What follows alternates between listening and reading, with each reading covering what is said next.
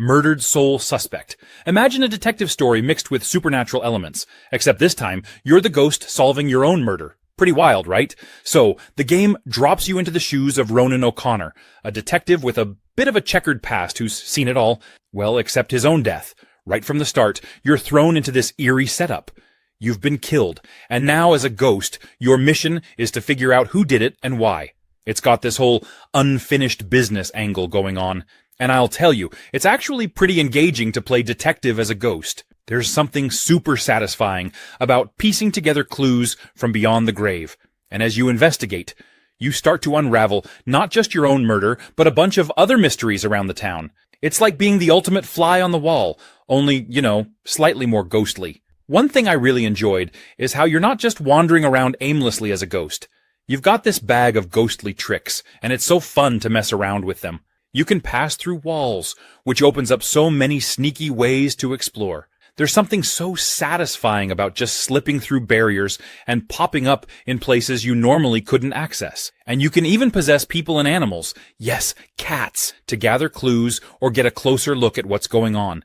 It's clever, and it makes you feel like a ghost detective, half paranormal, half investigator. There's no traditional combat here, which honestly feels refreshing. Psychonauts 2. It's the kind of game that takes everything you think you know about how games work and flips it on its head. Every step you take in this game feels like entering a world that's completely its own, full of imagination and creativity that you don't see every day. At its core, Psychonauts 2 is about exploring minds. Yes, minds. Your job is to delve into people's brains, unravel their mental struggles, and set things right. But this isn't a grim or heavy game. It's hilarious, playful, and filled with moments that'll leave you shaking your head, thinking, did they really just do that? The big draw here is the level design. When I say the levels in Psychonauts 2 are unlike anything you've seen, I mean it. Each mind you explore is a reflection of the person it belongs to, so no two areas are alike. One minute, you're walking through a metaphorical manifestation of someone's deepest fears. The next, you're running around a mind that looks like a neon-soaked dreamscape. It's like every level is its own self-contained world, with mechanics and themes tailored to that specific character's psyche. And let me just say, Psychonauts 2 nails the balance between being weird and being accessible. Sure, it's wild and over the top, but it always gives you the tools you need to navigate its craziness. You'll get access to a bunch of psychic abilities like telekinesis, pyrokinesis, and levitation, and each one feels useful and fun in its own way. Exploration in Psychonauts 2 is also a treat. Little Hope. It's a part of the Dark Pictures Anthology, which means you're in for a cinematic, choice-driven adventure where every decision you make carries weight. Little Hope is all about putting you in control of a group of characters as they navigate a series of increasingly strange and spine-tingling situations. But this isn't just about surviving, it's about figuring things out. It's like the game wants you to put on your detective hat while simultaneously making sure you're on edge the entire time. Every step forward feels like peeling back a layer of mystery, and trust me, it's not always what you expect. Every dialogue option, every quick decision, and even the times when you hesitate all matter. The game is basically keeping score, and your decisions ripple through the story in ways that can catch you off guard. It's not just about staying alive, it's about shaping the narrative in real time. And yes, that can lead to some wild, unpredictable outcomes, whether it's a life or death moment or just something small that changes the dynamic between characters. You'll find yourself gripping your controller like your life depends on it. The game keeps you on your toes, making sure you're always paying attention. Miss a single beat, and things can take a dramatic turn. But that's part of the fun, right? One of the coolest things about Little Hope is how it encourages replayability. It's like the game is daring you to go back and make different choices just to see what would happen. What if you'd sided with someone else? What if you'd acted differently during a tense moment? Every playthrough feels fresh. Bellwright, a game that throws you into a medieval sandbox and says, here's a world. What are you going to do with it? Whether you're building up a settlement, rallying troops for battle, or managing resources like the lord of your very own kingdom, it's all about blending strategy, exploration, and a healthy dose of medieval chaos. At its heart, Bellwright is a game of duality. On one side, you're building, crafting structures, managing resources, and ensuring your people are thriving. This isn't some simple plop down a building and move on mechanic. You've got to think about placement, efficiency, and what your settlement actually needs to survive. Do you focus on fortifications to keep your enemies out, or expand your farms to feed a growing population? Every decision feels important because it shapes the foundation of your growing kingdom. And then there's the other side of the coin, combat. This isn't just you swinging a sword around, though you can absolutely do that. It's about leading your forces into battle, strategizing on the fly, and figuring out how to outmaneuver enemies that want to knock you and your people down a peg. Battles in Bellwright have this weight to them, like every swing of the sword and every arrow loosed is part of a larger plan, or, in some cases, a desperate attempt to keep your settlement from crumbling under pressure. What makes Bellwright really stand out is how it gives you freedom. You're not locked into a single playstyle or path. You can be the hands-on leader, crafting and building everything yourself. 7 Days to Die. It's the kind of game where you start off feeling like a scared little mouse, and slowly turn into a crafty, resourceful survivor who's ready to take on whatever the apocalypse throws at you. And trust me, it throws a lot. The game drops you into a huge, open-world wasteland, where everything wants to kill you. Zombies? Check. Wildlife? Check. Your own terrible decisions? Double check. The building system is one of the most fun parts of the game. You can get super creative with your base. Want to hole up in a crumbling house and reinforce it with spikes and concrete? Go for it. Want to build a multi-story fortress with a moat and a drawbridge? Why not? Want to accidentally collapse your entire structure because you didn't understand physics? Been there, done that. The building mechanics are easy to pick up, but leave plenty of room for experimentation, and the results are usually hilarious, or devastating. Combat is another highlight. It starts out pretty basic. Club a zombie, run away, repeat. But as you progress, you'll find all sorts of weapons to keep things interesting. From bows and arrows to guns and explosives, there's a weapon for every playstyle. My personal favorite? A sledgehammer.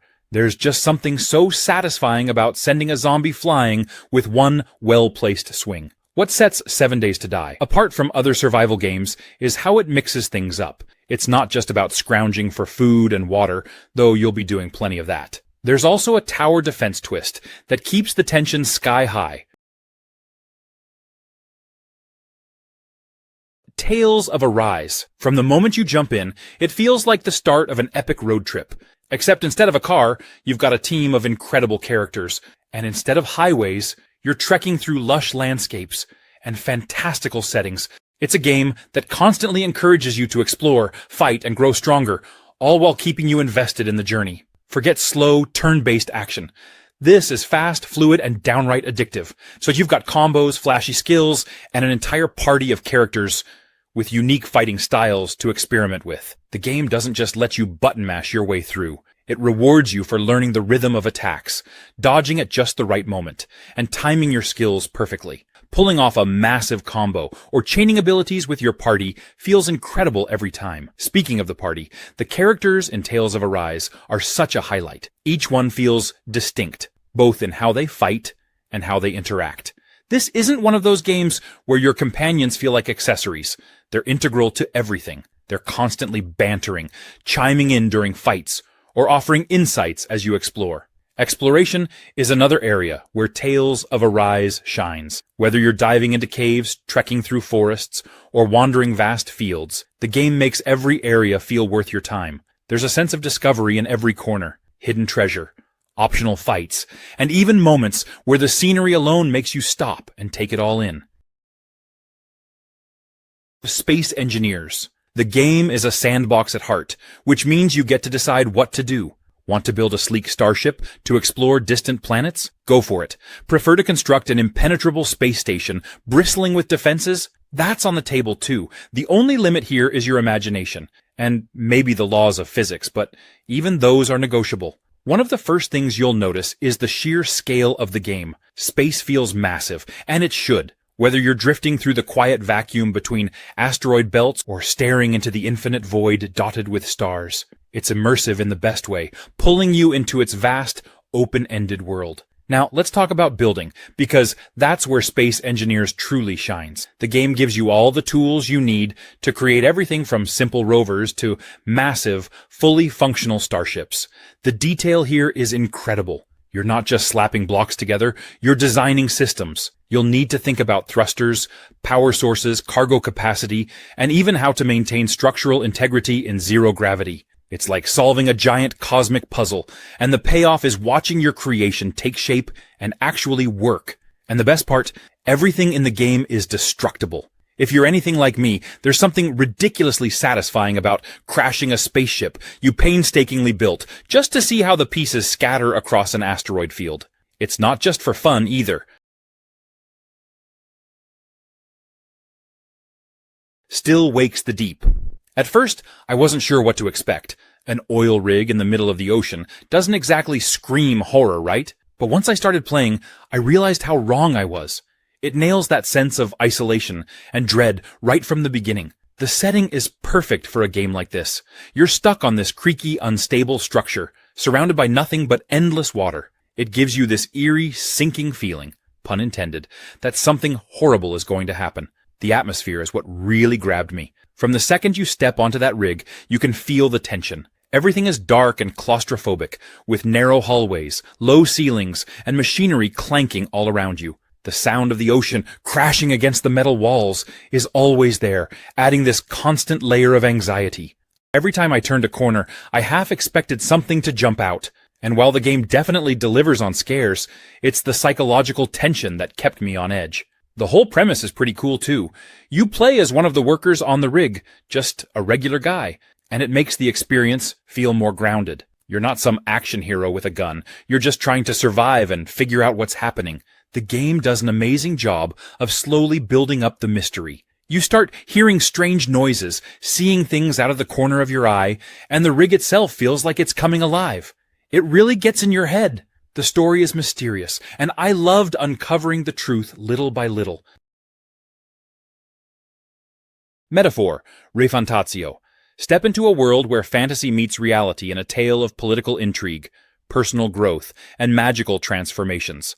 Set in the United Kingdom of Uchronia, a realm mirroring our own, the story unfolds after the assassination of the king, leading to a power vacuum and a quest for a new monarch. The protagonist, Will, an orphaned boy from the Eldar tribe, embarks on a journey to lift the curse placed upon the kingdom's lost prince, all while navigating a society rife with discrimination and societal divisions.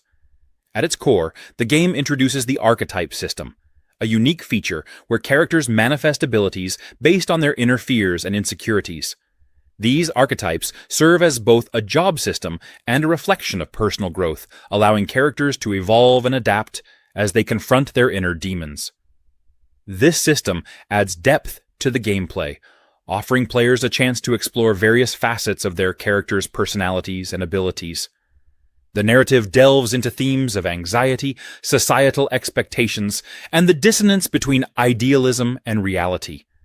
Characters grapple with their own fears and aspirations, leading to a story that is both fantastical and deeply human.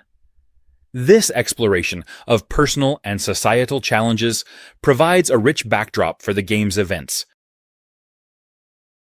Marvel Rivals. This game throws you into the Marvel Universe's most intense 6v6 battles, letting you assemble your dream team of heroes and villains for some seriously action-packed showdowns. Right from the start, you're picking from a roster that includes fan favorites like Wolverine, Black Widow, Iron Fist, Squirrel Girl, and Cloak and Dagger. Each character brings their own unique abilities to the table, and the real magic happens when you start combining these powers. Imagine pairing up Hulk and Wolverine for a devastating combo, or having Squirrel Girl team up with Spider-Man for some web-slinging squirrel chaos. The possibilities are wild, and experimenting with different team-ups keeps the gameplay fresh and exciting. The battles take place in dynamic environments that are as much a part of the action as the characters themselves. One standout is the Kintar, symbiotic surface map, where the Guardians of the Galaxy and Venom clash over the threat of Null. The map's terrain isn't just for show, it changes and reacts, adding layers of strategy to each match.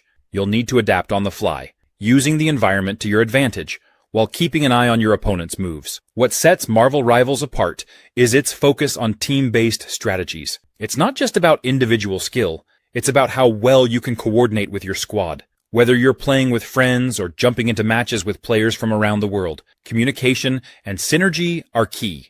The game encourages you to think like a team, combining abilities in creative ways. Metal Hellsinger. If you've ever wished Doom had more rhythm and a killer soundtrack that makes you want to headbang mid-game, you're in for a ride. First off, the concept is pure genius. It's a rhythm-based first-person shooter. Yeah, you heard me. Rhythm and shooting. You're in the middle of a demon-infested hellscape, blasting away with a shotgun or swinging some other deadly weapon, and you've got to time your attacks to the beat of this insane heavy metal music. Sounds chaotic? It absolutely is. But it's the good kind of chaos, the kind that makes you feel like a total rock star. Now, let me be honest, the first time I jumped into the game, I thought, I've played shooters before, this will be easy. Nope. The rhythm mechanic hit me like a brick wall. You can't just spam the fire button and hope for the best. You've got to listen, feel the beat, and sync your movements. It's kind of like dancing. If dancing involved destroying legions of demons with a flaming skull companion whispering ominous things in your ear. But when it clicks, oh man, it's euphoric. You're dodging attacks, timing your shots perfectly, and suddenly the music starts layering. The vocals kick in when you're hitting your groove, and it feels like the entire world is cheering you on. I caught myself grinning like a maniac more times than I'd like to admit. What I really appreciate about Metal Hellsinger is how it keeps you coming back. Even if you finish a level, you're going to want to replay it. Not just to get a better score, but because the gameplay loop is so addictive. It's like this perfect mix of challenge and reward. Satisfactory. I'm telling you, it's so addictive, but in the best way possible. It's basically all about building the most insane, efficient factories you can think of, but on this massive alien planet. And the scale of it just keeps getting bigger the longer you play. The first time I played, I had no idea how deep it was going to get. You start off with this small little base, mining some resources, and before you know it, you've got conveyor belts going in every direction, towering machines, and all these interconnected systems running like a well-oiled machine. It's such a satisfying feeling when everything clicks and your factory just runs itself. One of the coolest things about Satisfactory is that it gives you total freedom to design your factory how you want. You can be super organized and create these clean, beautiful setups, or you can go full chaos with machines stacked on top of each other, belts weaving all over the place. It's all up to you, and I love that about the game. There's no wrong way to play. It's all about creativity, and the world you're on is gorgeous. I didn't expect it to be so beautiful for a game that's all about industry and automation, but you're exploring this massive, lush alien planet with all kinds of biomes. Sometimes I just find myself wandering around, checking out the scenery, and appreciating the environment before going back to the madness of factory building. The exploration aspect is honestly underrated. You're not just stuck at your base, you get to venture out, find new resources, and even unlock cool tech. Witchfire. It's one of those games that makes you feel like an absolute badass. You're not just blasting enemies with guns, though the guns are fantastic. You're combining that with spellcasting. It's like Doom met Dark Souls, and decided to throw in a pinch of Harry Potter for good measure. You're weaving between foes, firing off rounds, dodging attacks, and unleashing devastating magical abilities. It's fast, fluid, and so satisfying when you get into the rhythm. The combat has this amazing flow to it. It's not about running and guns blazing. Okay, maybe sometimes it is, but about learning enemy patterns and figuring out how to counter them. Every encounter feels like a little puzzle you're solving in real time, and when you pull it off, you feel unstoppable. What's cool is how it gives you the freedom to play your way. Are you a long-range sniper kind of player? Go for it. Prefer getting up close with devastating spells and melee attacks? You can do that too. The weapons and abilities are varied enough that experimenting feels rewarding, and I found myself switching up my style just because I wanted to try something new. And let's not forget the enemies. These guys aren't your average cannon fodder. They're smart, relentless, and creepy in the best way possible. Some of them will straight up hunt you down, while others require you to think on your feet to take them out. The first time I ran into a particularly nasty foe, I panicked, flailed around, and then somehow survived by the skin of my teeth. It was equal parts terrifying and thrilling, and I loved every second of it. The Sinking City. It's one of those games that totally pulls you into its weird, Lovecraftian atmosphere. I'll be honest, I wasn't sure what to expect going in. I knew it had that detective vibe, but once I started playing, I realized it's so much more than just a mystery game. The setting is such a huge part of what makes it special. Oakmont, the flooded city you're stuck in, feels like a character itself. It's dark, twisted, and so mysterious. The whole city has this oppressive vibe, like it's barely holding itself together. And then you throw in all the supernatural stuff. You're constantly on edge, wondering what the heck is going on. It's the kind of place where even the NPCs feel off. They're all a little too weird, you know? The detective mechanics are super satisfying, too. It's not like most games where you just follow a waypoint and the answers are handed to you. You actually have to think in this game. You've got to piece together clues, figure out where to go next, and sometimes that means wandering around, checking your map, and just solving things on your own. I found myself getting so immersed in the investigations because it feels like you're the one figuring it all out, not just the game spoon-feeding you answers. One thing I really appreciated was the freedom in how you handle investigations. You're given choices that affect the outcome, and there's not always a right answer. I remember one case where I had to decide whether to trust this cult or expose them, and both options felt equally shady. It's that kind of moral ambiguity that really makes you think, and I love that. Next we have Test Drive Unlimited Solar Crown. It's like stepping into the ultimate car enthusiast dream. It's set in an open-world recreation of Hong Kong Island, and the attention to detail is jaw-dropping. Everything about it screams freedom and choice, and that's the heartbeat of the game. The driving experience is where the magic happens. Every car feels unique, and the physics are finely tuned to keep you hooked. It's not arcade style, but it's not overly punishing either. The balance hits that sweet spot where the thrill of high-speed racing merges seamlessly with a sense of control. Whether you're drifting around tight corners or gunning it on a straightaway, the connection between you, the car, and the road is undeniable. The customization in Solar Crown is downright addictive. It's not just about slapping a new coat of paint on your car. It's about crafting a machine that feels like an extension of your personality, tuning the engine, tweaking suspension settings, and adding visual flair all play into the game's focus on making the experience yours. The community aspect is a huge part of what makes Solar Crown special. The game is built around two factions, the Streets and the Sharps, each with its own vibe, philosophy, and style. The rivalry isn't just a backdrop. It's woven into everything, from the events you take part in to the way you approach your progression. Test Drive Unlimited Solar Crown brings the thrill of the open road with unmatched style. Quiet Place, the road ahead. You know how the movies had us holding our breath and watching every little sound? Well, this game captures that same heart-pounding tension and somehow makes it even more immersive. It's like stepping into the world of A Quiet Place. Only this time, you're the one who has to survive the silence. What's immediately striking about the game is how it makes sound, or the lack of it, a core part of the experience. Most games thrive on big, bombastic action and booming soundtracks, but here, silence is your lifeline.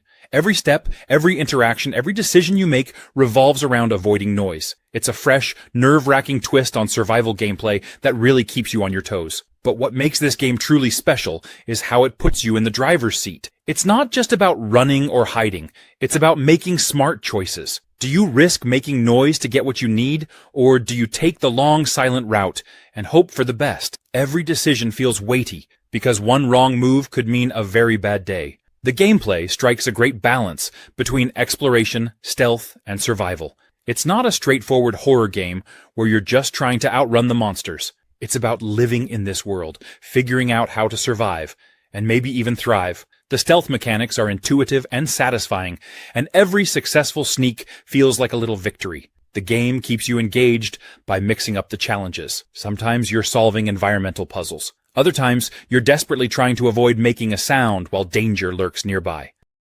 Lockdown Protocol. This game is all about trust, strategy, and a bit of paranoia. Because you never really know who's on your side.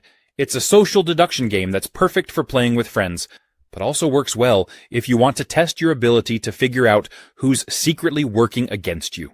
You've got a group of people all trying to accomplish tasks in a high-stakes environment, but among you, there are some sneaky saboteurs. You're working together to finish your objectives, but there's always that feeling that someone might be messing things up behind the scenes. The game lets you play with anywhere between 3 to 8 players, and it's all about trying to outsmart the other team. Whether you're part of the crew or one of the dissidents, the crew's job is simple: keep things running and finish tasks. But the dissidents, they're there to ruin everything, without anyone noticing that they're the ones behind all the chaos. The catch is that they've got to blend in and act like they're on the same team, so the pressure's on. One of the coolest parts of Lockdown Protocol is the communication. This game leans hard into social interaction. You're constantly talking to the people around you, trying to convince them you're not the saboteur. Or maybe you are trying to deceive someone else. The game uses proximity chat. So, depending on where you are in the game world, you can hear others' conversations and plan your next move. It really cranks up the tension, and you'll be second-guessing everyone's intentions.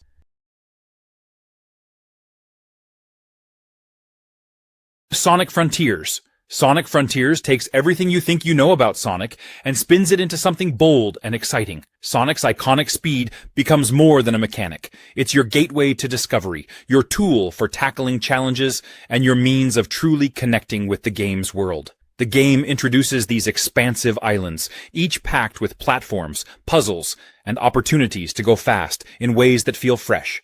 You're not just running in a straight line anymore. You're leaping across floating rails, chaining together moves, and launching yourself through massive loop-de-loops that make every corner of the world feel alive. The zones are filled with challenges that reward creativity as much as speed, turning Sonic's signature moves into tools for exploration. The combat system adds a layer of depth to the gameplay that's unexpected in the best way. Sonic's moveset now includes a variety of techniques that let you mix things up when facing enemies, from fast-paced strikes to clever maneuvers that take advantage of your environment. The battles feel dynamic and engaging. The puzzles scattered across the islands add a surprising touch of calm to the otherwise high-energy experience. They're cleverly designed to make you pause, think, and interact with the environment in ways you might not expect. They break up the action perfectly, giving you moments to breathe before diving back into the chaos. This open-world adventure often sees discounts during seasonal sales.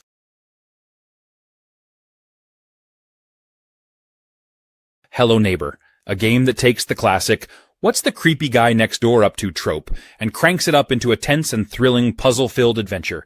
This game is all about curiosity, risk, and the kind of sneaky antics that make your heart race. It's quirky, unpredictable, and full of surprises that keep you on your toes from start to finish. The core of Hello Neighbor is a big game of cat and mouse. You're sneaking around your mysterious neighbor's house, trying to uncover secrets while avoiding getting caught. It's not just about hiding, though. It's about figuring out how to outsmart the neighbor, who seems to learn from your every move. If you keep trying the same approach, he'll catch on, setting traps or blocking your path. The AI is clever, which makes every attempt feel fresh and challenging. Exploration is where the game shines. The neighbor's house is a maze of strange rooms, locked doors, and cryptic puzzles. It's not your typical suburban home. It's packed with weird contraptions and bizarre surprises that make you question what's going on behind those walls. Every corner has the potential to reveal something new, and the game encourages you to experiment and get creative. There's this constant sense of discovery, mixed with the tension of knowing the neighbor could be lurking just around the corner. The gameplay is a mix of stealth and problem solving, and it's all about trial and error. You're figuring out how to navigate the house, collect items, and use them in clever ways to progress. There's no hand-holding here, which adds to the thrill. Jump Force. It's the ultimate playground where some of the most iconic characters from your favorite Shonen Jump series come together to duke it out in high-energy, over-the-top battles. This game takes the idea of what if my favorite anime characters could fight each other, and makes it an explosive reality. At its core, Jump Force is all about the fights. It's not just about who's stronger or faster. It's about flashy, larger-than-life moves, jaw-dropping combos, and that thrill of unleashing an ultimate attack that feels like it's ripped straight from an anime episode. Whether you're pummeling your opponent with rapid-fire punches or summoning a massive energy blast, every move feels impactful and ridiculously cool. The roster is an absolute dream for anime fans. Jump Force brings together characters from series like Dragon Ball, One Piece, Naruto, Bleach, and so many more. Each fighter has their own unique style, and figuring out who fits your playstyle is a huge part of the fun. Maybe you prefer a character with devastating ranged attacks, or someone who thrives in up-close brawls. There's a fighter for every kind of strategy. The battles themselves are fast-paced, chaotic, and full of spectacle. The 3D arenas are wide open, giving you plenty of space to dash, jump, and pull off cinematic attacks. The dynamic environments add another layer to the action, with elements of the stage reacting to the chaos. Jump Force doesn't try to be subtle. It wants to deliver big, loud, and visually stunning fights